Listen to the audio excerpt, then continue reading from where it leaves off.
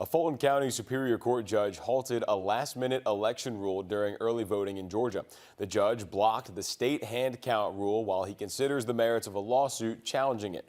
Election officials here say they are relieved. As president of the state's Association of Election Officials, Richmond County's Board of Election Executive Director Travis Doss had campaigned against the rule the Georgia Election State Board passed.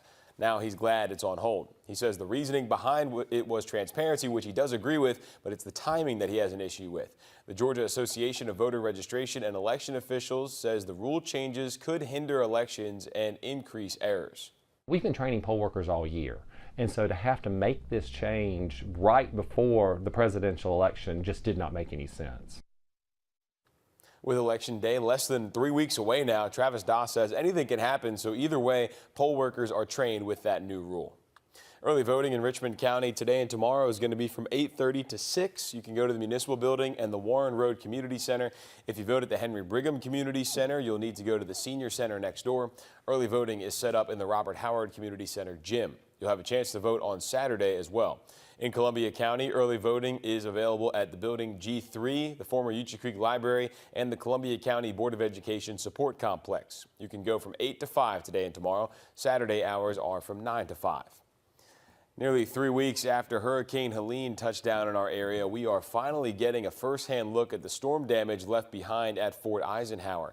Medical Center Commander Colonel James Paramore says crews are cleaning up more than $3 million in damages from the storm. He says the medical center is still recovering from floodwaters destroying that building. He also says more than 20 patients were sent to other medical centers in the region due to the impacts of the storm. But in the midst of it all, he says they are staying resilient.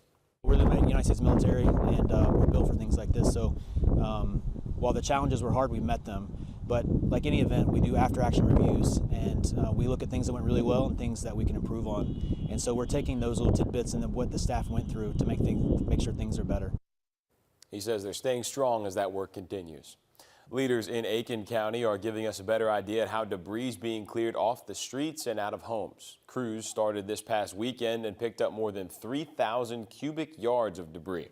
All of that loaded into more than 200 dump trucks.